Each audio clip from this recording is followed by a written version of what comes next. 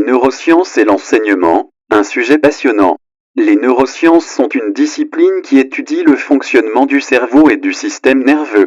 Voici quelques exemples d'études sur le fonctionnement du cerveau et du système nerveux. 1. Étude de l'imagerie cérébrale. Les chercheurs utilisent des techniques d'imagerie cérébrale, telles que l'imagerie par résonance magnétique fonctionnelle, IRMF, ou l'électroencéphalographie, EEG, pour observer l'activité cérébrale en temps réel. Cela leur permet de comprendre quelles régions du cerveau sont activées lors de différentes tâches cognitives, comme la perception, la mémoire ou le langage.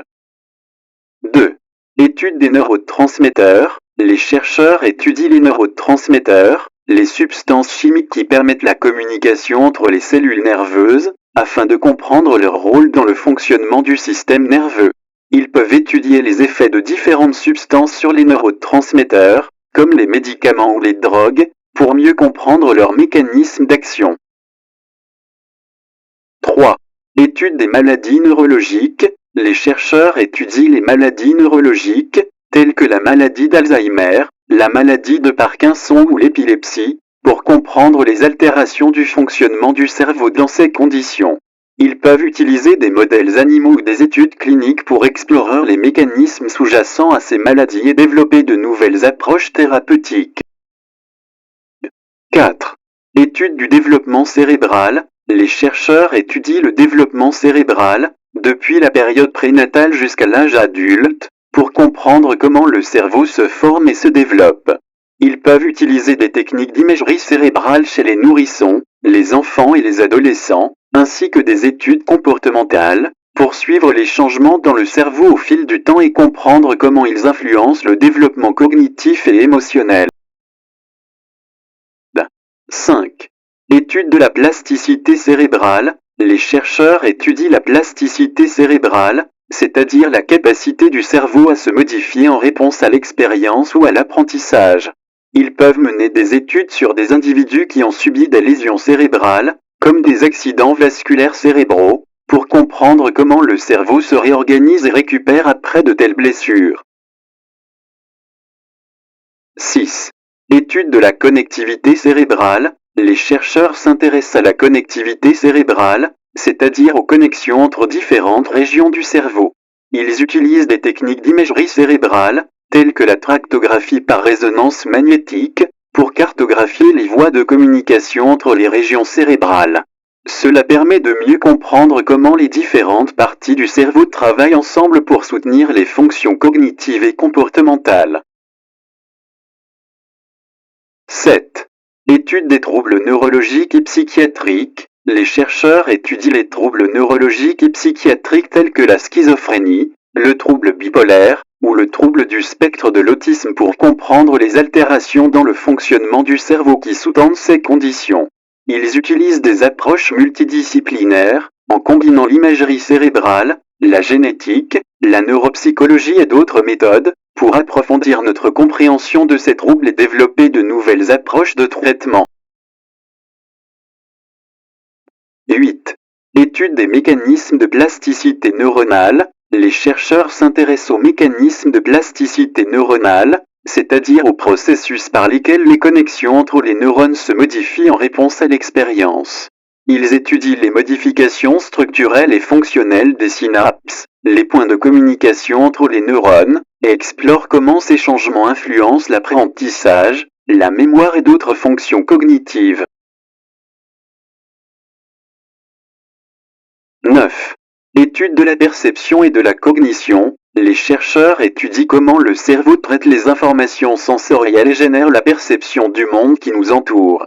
Ils s'intéressent également aux processus cognitifs tels que l'attention, la mémoire, le langage et la prise de décision. En utilisant des techniques d'imagerie cérébrale et des expériences comportementales, ils peuvent identifier les régions cérébrales impliquées et les mécanismes sous-jacents à ces processus cognitifs. 10. Étude des interventions neurologiques et neuromodulation. Les chercheurs explorent l'utilisation de techniques de stimulation cérébrale non invasive, telles que la stimulation magnétique transcrânienne, TMS, ou la stimulation cérébrale profonde, SCP, pour moduler l'activité cérébrale et traiter certains troubles neurologiques et psychiatriques. Ces approches peuvent offrir de nouvelles perspectives de traitement en influençant sélectivement les circuits neuronaux perturbés. 11. Étude de la plasticité synaptique. Les chercheurs s'intéressent aux changements qui se produisent au niveau des synapses, les connexions entre les neurones, dans le cadre de l'apprentissage et de la mémoire. Ils étudient comment les synapses se renforcent ou s'affaiblissent en fonction de l'activité neuronale, ce qui contribue à la plasticité synaptique et à la formation de nouvelles connexions dans le cerveau. 12. Étude de la régénération neuronale. Les chercheurs explorent également les mécanismes de régénération neuronale, c'est-à-dire la capacité du système nerveux à se réparer et à se régénérer après une blessure ou une maladie. Ils étudient les cellules souches neurales et les facteurs de croissance qui favorisent la régénération des neurones, dans l'espoir de développer de nouvelles thérapies pour les lésions cérébrales ou les maladies neurodégénératives.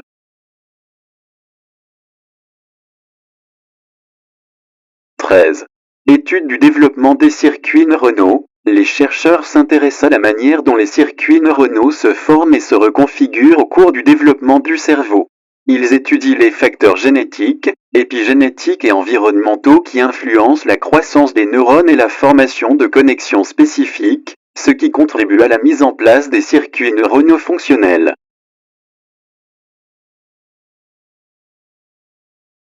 14. Étude de l'influence des hormones. Les chercheurs examinent également comment les hormones, telles que l'adrénaline, l'ocytocine ou les hormones sexuelles, influencent le fonctionnement du cerveau et du système nerveux. Ils étudient comment ces substances chimiques agissent sur les neurones et modulent différentes fonctions, telles que l'humeur, le stress, la reproduction et le comportement social.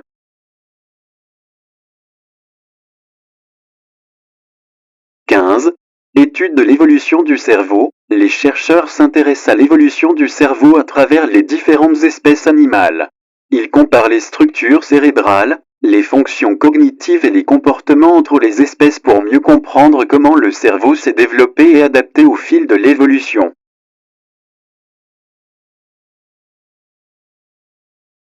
16.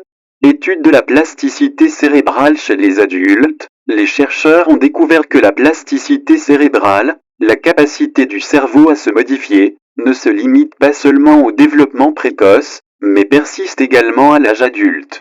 Ils étudient comment les expériences, l'apprentissage et l'environnement peuvent modeler les connexions neuronales et influencer les capacités cognitives chez les adultes. Cela ouvre la voie à des interventions et des entraînements cérébraux pour améliorer les performances cognitives chez les individus de tous âges.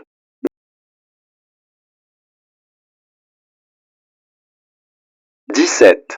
Étude de l'impact de l'exercice physique sur le cerveau. Les chercheurs ont découvert que l'exercice physique régulier est bénéfique pour le cerveau.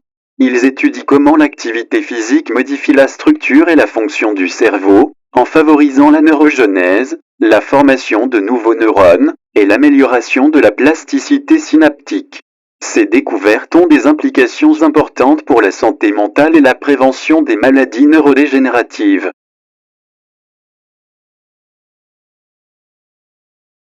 Étude de l'interaction cerveau-machine. Les chercheurs explorent la possibilité de créer des interfaces cerveau-machine, où le cerveau peut communiquer directement avec des dispositifs externes.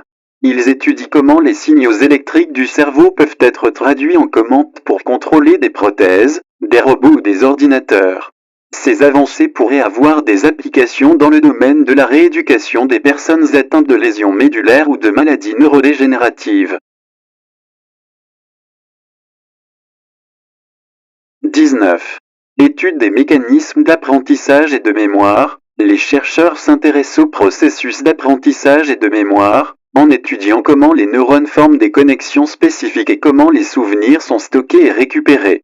Ils explorent les mécanismes cellulaires et moléculaires sous-jacents à ces processus, tels que la plasticité synaptique à long terme et la consolidation de la mémoire. 20. Étude de l'influence de l'environnement sur le cerveau. Les chercheurs étudient comment l'environnement physique et social peut influencer le fonctionnement du cerveau et du système nerveux. Ils examinent comment des facteurs tels que le stress, l'exposition à des substances toxiques ou des expériences traumatisantes peuvent altérer le développement et le fonctionnement du cerveau. Ces recherches sont essentielles pour comprendre les mécanismes de certaines maladies mentales et pour élaborer des approches de prévention et de traitement. 21. Étude de la neuropharmacologie. Les chercheurs étudient les effets des médicaments sur le cerveau et le système nerveux. Ils explorent les mécanismes d'action des médicaments et comment ils interagissent avec les neurotransmetteurs et les récepteurs neuronaux. Cette recherche est cruciale pour le développement de nouveaux médicaments et traitements pour les troubles neurologiques et psychiatriques. 22. Étude de la perception du temps. Les chercheurs s'intéressent à la manière dont le cerveau perçoit et traite le temps. Ils étudient les régions cérébrales impliquées dans la perception du temps et comment elles interagissent pour former une représentation cohérente du temps qui s'écoule. Cette recherche contribue à notre compréhension de la cognition temporelle et peut avoir des implications dans des domaines tels que la psychologie, l'économie et la neuroscience sociale. 23.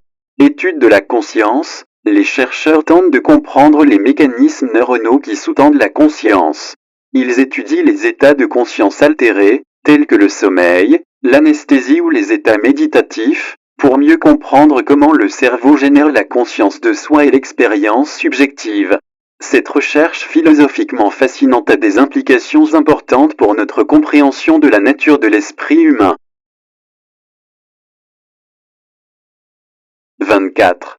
Étude de la génétique du cerveau. Les chercheurs étudient les facteurs génétiques qui influencent le développement et le fonctionnement du cerveau.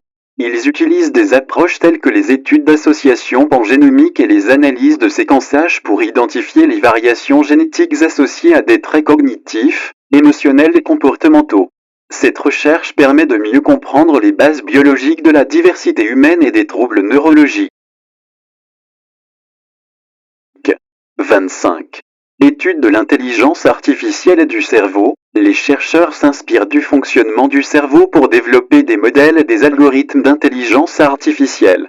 Ils étudient comment le cerveau encode, traite et interprète l'information pour créer des systèmes informatiques avancés.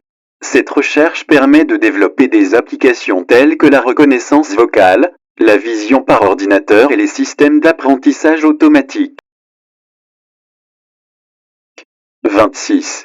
Étude de la connectivité cérébrale. Les chercheurs s'intéressent à la manière dont les différentes régions du cerveau communiquent et interagissent entre elles. Ils utilisent des techniques d'imagerie cérébrale, telles que l'imagerie par résonance magnétique fonctionnelle, IRMF, pour cartographier les réseaux de connexion cérébrale. Cette recherche permet de mieux comprendre comment les informations sont traitées et intégrées dans le cerveau et peut aider à identifier des biomarqueurs de maladies neurologiques. 27. Étude de la plasticité cérébrale chez les patients atteints de lésions cérébrales. Les chercheurs étudient comment le cerveau se réorganise et récupère après une lésion cérébrale, telle qu'un AVC ou un traumatisme crânien. Ils examinent les mécanismes de réparation et de remplacement des fonctions perdues, ainsi que les interventions thérapeutiques, telles que la rééducation et la stimulation cérébrale, qui peuvent favoriser la récupération fonctionnelle. 28. Étude des troubles neurologiques et psychiatriques. Les chercheurs se penchent sur les mécanismes sous-jacents aux troubles du cerveau et du système nerveux, tels que la maladie d'Alzheimer, la maladie de Parkinson, la dépression et la schizophrénie. Ils étudient les anomalies génétiques, les déséquilibres chimiques et les altérations structurelles du cerveau qui contribuent à ces troubles. Cette recherche vise à développer de nouvelles stratégies de diagnostic, de prévention et de traitement. 29. Étude de la neuroimmunologie. Les chercheurs explorent les interactions entre le système nerveux et le système immunitaire. Ils étudient comment le système immunitaire peut influencer le fonctionnement du cerveau, et vice-versa. Cette recherche a des implications dans la compréhension et le traitement des maladies auto-immunes, telles que la sclérose en plaques, ainsi que dans le lien entre le stress, l'inflammation et la santé mentale. 30. Étude de la neuromodulation. Les chercheurs explorent les approches de neuromodulation, telles que la stimulation cérébrale profonde ou la stimulation magnétique transcrânienne, pour moduler l'activité du cerveau. Ils étudient comment ces techniques peuvent être utilisées pour traiter des troubles neurologiques et psychiatriques, tels que la douleur chronique, la dépression résistante aux médicaments et la maladie de Parkinson.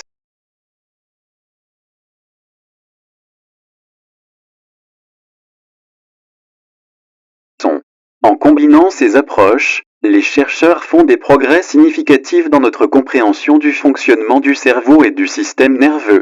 Cela nous permet de mieux appréhender les mécanismes sous-jacents à notre cognition, à nos émotions et à nos comportements, ouvrant ainsi la voie à de nouvelles avancées dans le domaine des neurosciences. Ces études approfondies nous permettent de mieux comprendre les mécanismes complexes qui régissent le fonctionnement du cerveau et du système nerveux. Elles ouvrent la voie à de nouvelles découvertes, ce qui peut avoir un impact significatif sur la santé, l'éducation et notre compréhension globale de l'esprit humain. Elles ouvrent la voie à de nouvelles avancées dans le domaine des neurosciences, avec des implications pour la santé, la technologie et notre compréhension de nous-mêmes en tant qu'êtres humains. Ces différentes approches de recherche contribuent à notre compréhension toujours croissante du fonctionnement du cerveau et du système nerveux.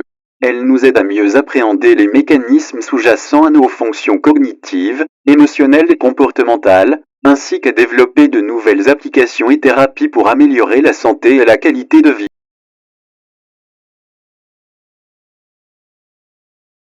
Ces domaines de recherche sont passionnants et en constante évolution, avec des scientifiques du monde entier qui travaillent pour approfondir notre compréhension du fonctionnement du cerveau et du système nerveux. Leurs découvertes ont le potentiel d'avoir un impact significatif sur la santé humaine, en fournissant des outils et des thérapies pour prévenir, diagnostiquer et traiter une variété de troubles neurologiques et psychiatriques.